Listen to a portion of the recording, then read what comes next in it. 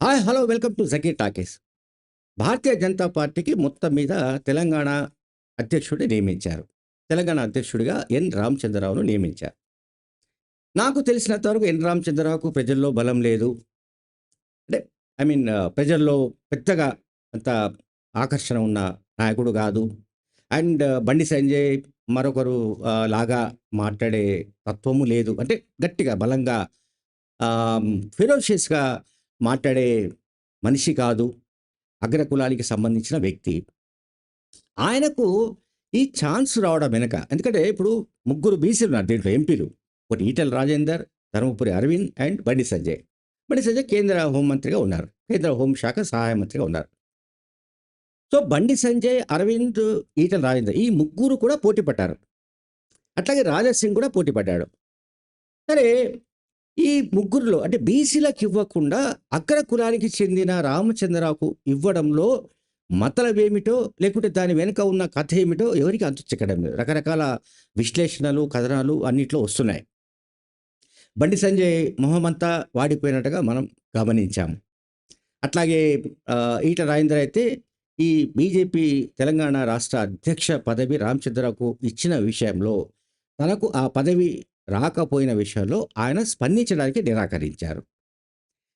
కనుక ఇక్కడ మనం అర్థం చేసుకోవాల్సింది ఏంటంటే బీజేపీ తెలంగాణలో తనకు తానే ఒక బలమైన శక్తిగా అవతరించి, ఒక ప్రత్యామ్నాయ శక్తిగా అవతరించి అధికారంలోకి రావాలన్న మరి ఆ పట్టుదల, లేకపోతే అటువంటి ఉత్సాహం, లేకుంటే అటువంటి చర్యలైతే మనకేమీ కనిపించట్లేదు.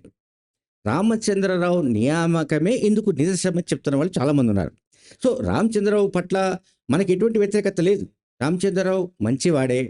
రామచంద్రరావుకు చాలా మందితో మంచి సంబంధాలున్నాయి. అన్ని వర్గాలతో సంబంధాలున్నాయి. అందరిని కలుపుకొని పోగలిగే మనస్తత్వం ఉన్న వ్యక్తే. అది ఎవరు కాదనడానికి లేదు. కానీ మనం ఒక్కసారి 2023 ఎలక్షన్స్‌కు ముందు ఒక 6 నెలల ముందు గమనిస్తే బండి సంజయ్ బీజేపీ రాష్ట్ర అధ్యక్షుడిగా ఉన్న సమయంలో ఆల్మోస్ట్ బండి సంజయ్ వర్సెస్ కేసీఆర్ అనే స్థాయిలో ఒక పోరాటం జరిగింది. అంటే ఒక నేను చెప్పదలుచుకుంటే ఒక ఒక వాతావరణం కేంద్రీకృతమైంది. ఆ ఇద్దరి మధ్యనే యుద్ధమా అనే ఒక అట్మాస్ఫియర్ వచ్చింది. తర్వాత ఆయన మార్పు ఎప్పుడైతే జరిగిందో ఆ ప్లేస్‌లో కిషన్ రెడ్డి రాష్ట్ర అధ్యక్ష బాధ్యతలు చేపట్టిన తర్వాత పరిస్థితులు మారిపోయాయి. దానికి కారణాలు మనకు తెలియదు. సో, మొత్తం మీదైతే 8 అసెంబ్లీ స్థానాలు గెలుచుకుంది. ఆ తర్వాత లోక్‌సభ ఎలక్షన్స్‌లో 8 లోక్‌సభ స్థానాలు కూడా బీజేపీ గెలుచుకుంది. అంతవరకు బాగానే ఉంది. అయితే మేము అధికారంలోకొస్తే బీసీలకే మేము పట్టం కడతాము. బీసీలకే మేము సీఎం పదవి ఇస్తామని బండి సంజయ్ చెప్పినా, మరొకరు చెప్పినా ఇప్పుడు నమ్మడానికి ఎవరు సిద్ధంగా లేరు.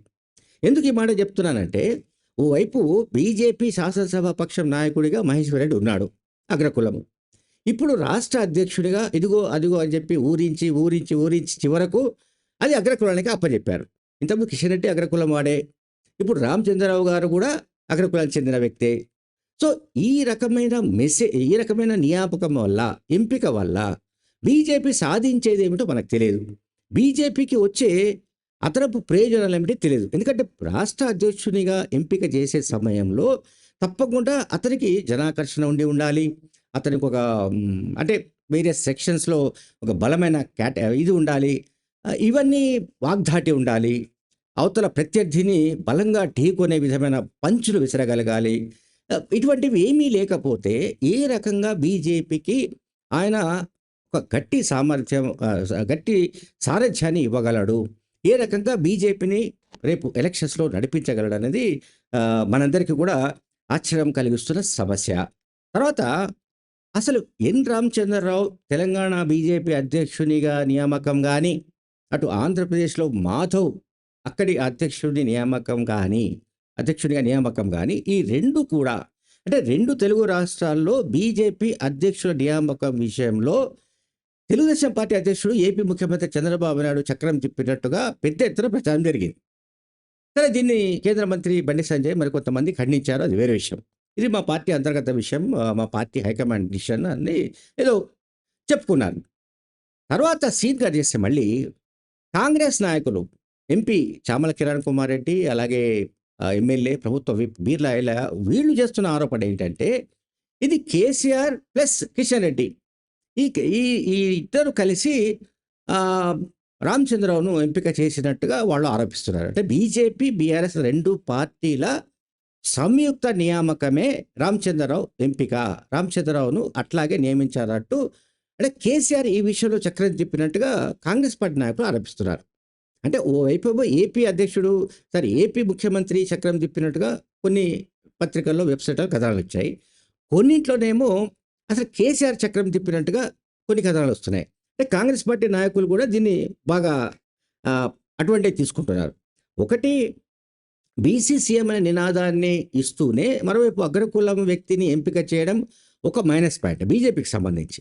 రెండోదేంటంటే రేపు భవిష్యత్తులో బీఆర్ఎస్, బీజేపీ 2 కూడా విలీనమయ్యే పరిస్థితులు ఉన్నాయి కనుక, ఆ ప్యాసేజ్ అంటే అది ఆ విలీన ప్రక్రియ సజావుగా జరగాలంటే రామచంద్రరావు లాంటి ఒక మెతక వ్యక్తి ఉండాలి అని బీజేపీ హైకమాండ్ నిర్ణయించుకున్నది. సో, దాని వెనుక కేసీఆర్ హస్తం ఉందంటూ కాంగ్రెస్ నాయకులు ఆరోపిస్తున్నారు.